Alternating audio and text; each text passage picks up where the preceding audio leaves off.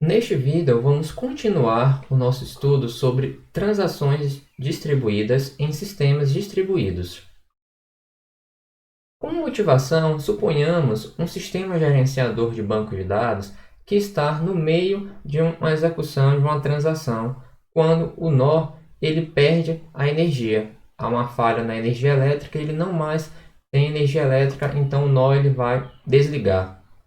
Esse sistema gerenciador de banco de dados, quando ele reiniciar, ele precisa saber quais operações que ele estava executando justamente foram executadas, completadas de forma bem-sucedida, foram completadas de forma bem-sucedida, mas parcialmente. Exemplo, em uma transação de 5 operações, apenas 3 foram executadas de forma bem-sucedida. Ou há transações que falharam. Então, vamos começar a ver o conceito de um gerenciador de transação, que, como o nome já diz, ele vai gerenciar os aspectos relacionados à execução de uma transação.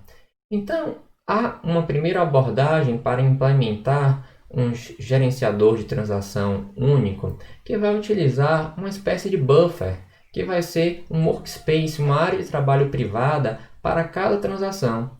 E como vai funcionar então esse workspace privado?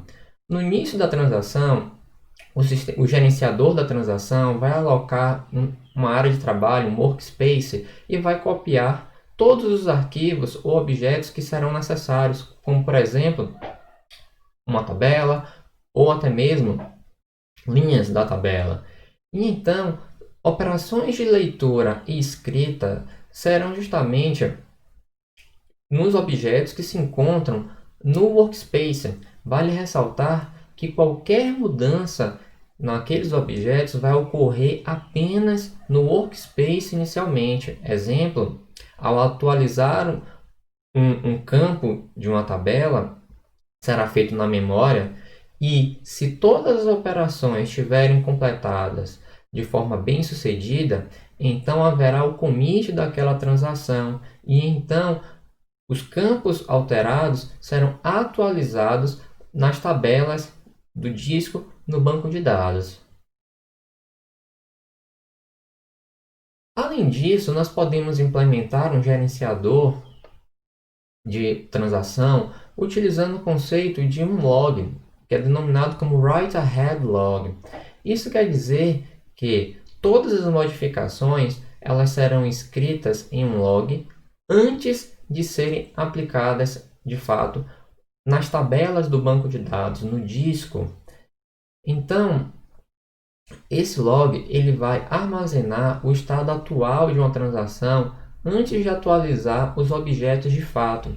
Então, um exemplo do conteúdo desse log pode ser: primeiro campo, o identificador da transação; segundo campo, o número do bloco no disco que será atualizado; o terceiro campo, o valor antigo; e o quarto campo, o valor novo. Esse formato é apenas ilustrativo. Cada sistema gerenciador do banco de dados vai possuir um formato próprio, e nós vamos entender posteriormente o porquê de armazenar, por exemplo, o valor antigo e o valor novo.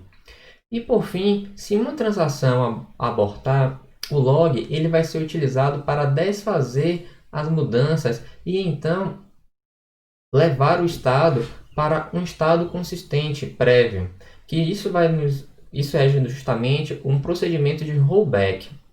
A motivação por trás de utilizar esse log é que justamente nós não precisamos escrever esses dados, essas páginas para o disco toda vez que uma transação realizar um commit, porque nós sabemos que no caso de um crash, nós poderemos recuperar o banco de dados para um estado consistente utilizando o log.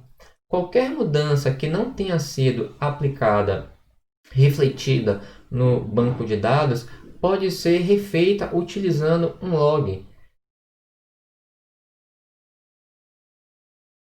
Dando prosseguimento, lembrando a nossa motivação, onde o sistema gerenciador de banco de dados, o nó onde ele está executando, perde energia, Então, nós precisaremos, ao reiniciar, de um procedimento de recuperação, que justamente consiste em trazer o banco de dados para um estado consistente depois de uma falha. E para isso, há basicamente duas estratégias principais. A primeira delas é chamada Deferred Write Technique. Então, nessa técnica, todos os updates das transações elas serão escritos justamente em um workspace de transação local, como por exemplo a memória e o log. E os updates eles serão justamente refletidos no banco de dados depois do commit. E o que acontece, por exemplo, se uma transação tiver sido rollback ou ela não tiver sido commitada? Na verdade, nada precisará ser feito, justamente porque como toda a escrita ela é feita no log e só depois de um determinado instante de tempo aquele bloco escrito no log será refletido no banco de dados, em caso de uma transação que não tenha sido commitada ou tiver tido rollback, o banco de dados ele permanece consistente, ele não terá os seus dados, as suas tabelas, páginas alteradas. E o que acontece no caso de, no reinício, no procedimento de reinício, houver uma transação commitada? Veja que essa transação commitada, ela foi commitada justamente no workspace e registrada no log, mas talvez essa transação não tenha sido refletida nas páginas do sistema gerenciador de banco de dados. Então, justamente precisaremos realizar uma operação de redo, que é reexecutar aquela operação. E então, para posteriormente atualizar o sistema gerenciador de banco de dados. Uma segunda técnica denominada write-through, isso nos diz que um banco de dados ele é imediatamente atualizado por toda operação da transação, mesmo antes de atingir um ponto de commit. Exemplo, suponha um saldo bancário onde justamente foi debitado 100 unidades, 100 reais. Então, depois, ao executar a operação x igual a x menos 100, justamente aquela operação vai ser escrita no sistema gerenciador de banco de dados. Vejam que essa é uma operação, uma estratégia extremamente custosa, pois a cada operação o sistema gerenciador de banco de dados será atualizado. Então vamos nos imaginar. O que acontece no caso de uma transação que tenha sofrido rollback ou ela não tenha sido commitada em caso de falha? Então, basicamente, como toda operação foi refletida no banco de dados, as operações terão de ser desfeitas em relação ao log. E o que acontece com uma transação que tenha sido commitada? Como ela foi commitada de forma bem sucedida e toda a operação foi refletida no sistema gerenciador de banco de dados, então nada precisa ser feito. Vamos então entender o conceito de checkpoints, que é uma estratégia utilizada para recuperação em um sistema gerenciador de banco de dados.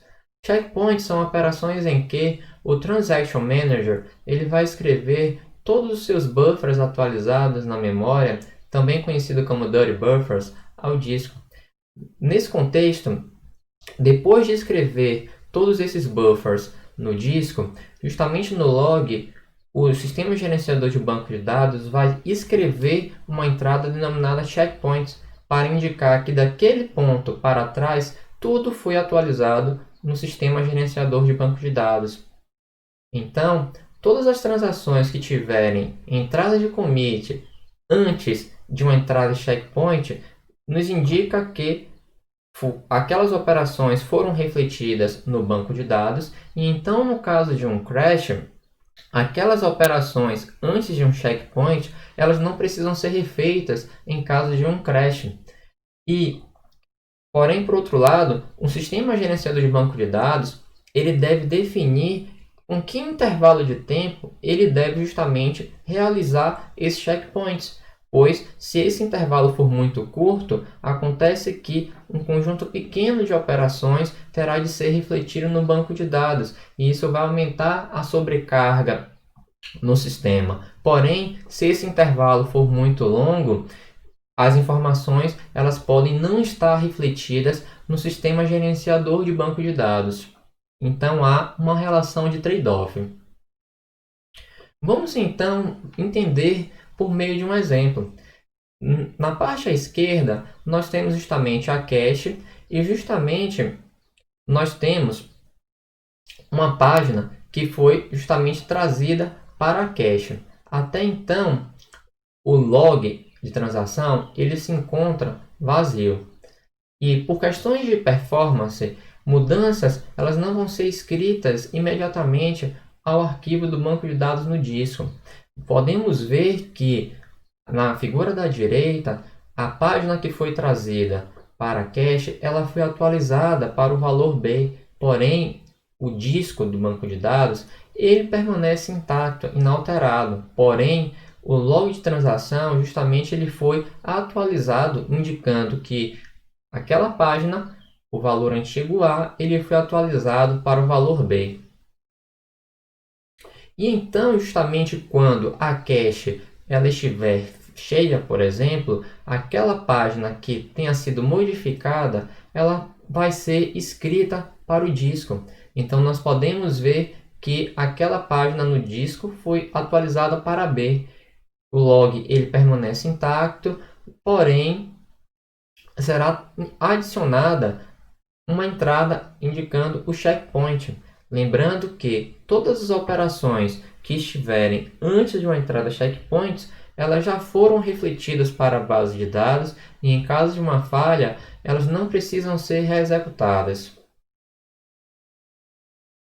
Bem, até então nós vimos o conceito de um único Transaction Manager, mas em um contexto de um sistema distribuído, onde nós temos vários nós que coordenam as suas ações e se comunicam por meio de mensagens, cada nó haverá um Transaction Manager. Então, o Transaction Manager ele deverá interagir com outros Transaction Manager que podem estar geograficamente distribuídos. Então, aqui nós temos nessa figura o exemplo de 3 servidores, onde em cada servidor haverá um Transaction Manager e que deverá coordenar as suas ações para resolver determinados problemas, como, por exemplo, evitar ou identificar e se recuperar de falhas e deadlocks.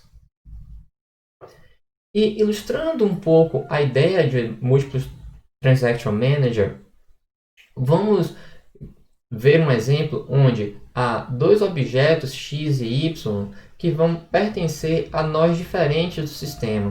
Suponha que desejamos executar uma transação de transferência de R$ 100. Então, na verdade, a transação consiste em subtrair R$ 100 da conta x e adicionar R$ 100 na conta y. E cada Transaction Manager ele vai operar sobre o seu dado. Então, o que acontece se o Transaction Manager do nó i ele falhar depois de completar a operação que subtrai x igual a x menos 100? Então, vejam que de forma distribuída, os nós, os Transaction Manager, eles precisam coordenar suas ações para deixar o banco de dados em um formato consistente, garantir as propriedades ACID. Muito obrigado.